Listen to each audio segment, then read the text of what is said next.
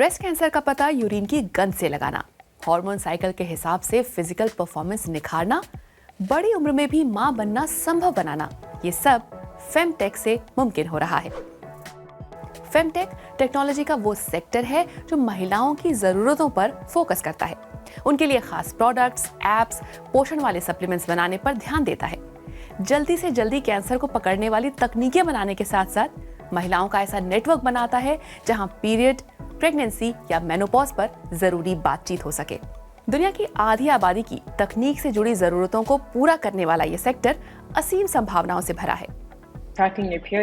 Period और pregnancy को track कर पाना अपने आप में शानदार है, लेकिन ये सोचिए कि अगर इसे ई फार्मेसी जैसी किसी सर्विस से जोड़ दिया जाए तो महिलाओं को कॉन्ट्रासेप्टिव से लेकर डॉक्टरों के साथ कंसल्टेशन जैसी कई तरह की टेलीमेडिसिन सेवाएं दी जा सकती हैं।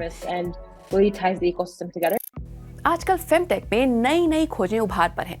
पीरियड्स में पहने जाने वाले अंडरवेयर से लेकर शरीर की कई चीजों पर नजर रखने वाली हेल्थ ट्रैकिंग रिंग्स तक।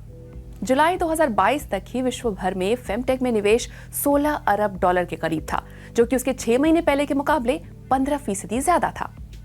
इसका सबसे बड़ा हिस्सा प्रेगनेंसी और नर्सिंग से जुड़ा है, जिसके बाद आता है रिप्रोडक्टिव हेल्थ, गर्भ निरोधन और पीरियड्स का हिस्सा। धीरे धीरे दुनिया भर की औरतें अपने शरीर और उसकी जरूरतों को समझने पर ध्यान देने लगी हैं, जो कि अपने आप में एक क्रांति है। इसे लेकर जागरूकता काफी बढ़ी है कि महिलाओं का शरीर कितना अलग है और इसमें कैसे कैसे चक्र चलते हैं, चाहे हर महीने चलने वाली पीरियड साइकिल हो या पूरी की पूरी लाइफ साइकिल। जिस अमेरिकन सॉकर टीम की महिलाओं ने विश्व चैंपियनशिप जीती है, उन्होंने अपनी ट्रेनिंग भी पीरियड्स के हिसाब से प्लान की थी। क्या पता इसीलिए वो जीती हों।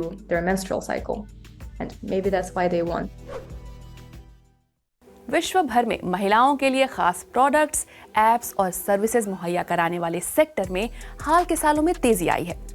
पहले इसमें रिसर्च और फंडिंग दोनों ही पुरुषों की सेहत में होने वाले निवेश के मुकाबले काफी कम थी।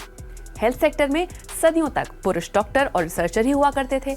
दवाओं और इलाजों की टेस्टिंग और रिसर्च भी पुरुषों के शरीर के हिसाब से होती, जिसे महिलाओं के लिए जस का तस लागू कर दिया जाता।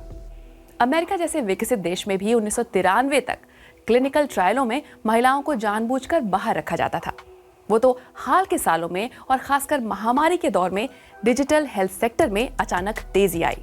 सोशल मीडिया प्लेटफॉर्म्स ने ऐसे नेटवर्क्स को संभव बनाया जहां यूजर्स, खासकर महिलाएं, एंडोमेट्रियोसिस, पीसीओडी, मेनोपॉज और पोस्टपार्टम डिप्रेशन जैसे अहम मुद्दों पर खुलकर बात करने लगी।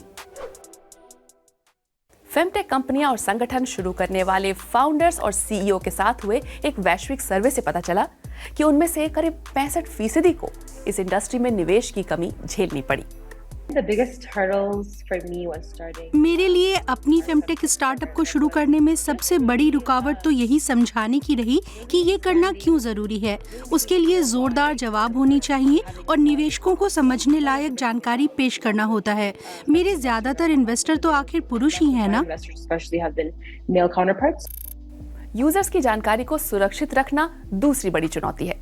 आज लोग समझते हैं कि उनकी निजी जानकारियां सोशल मीडिया प्लेटफॉर्म्स को बेची जाती हैं और कंपनियां उनका इस्तेमाल करके उन्हें उनसे जुड़े एड्स दिखाते हैं। ये एक बड़ी चुनौती है, खासतौर पर अमेरिका में।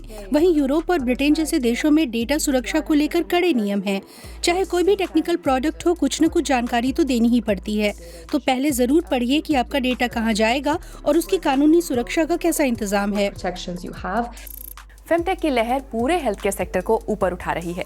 ये एक कारोबार के साथ साथ एक सामाजिक आंदोलन जैसा है, जिसमें महिलाएं अपने शरीर और उसकी देखभाल के लिए जरूरी चीजें बनाने की जिम्मेदारी भी खुद पर ले रही हैं। जैसे ही हम महिला की सेहत पर ध्यान देते हैं, हम उसके परिवार, समुदाय और पूरे देश की सेहत पर ध्यान दे रहे होते हैं। आपके हिसाब से फेमटेक को महिलाओं की किस समस्या पर ध्यान देना चाहिए? कमेंट करके बताइएगा।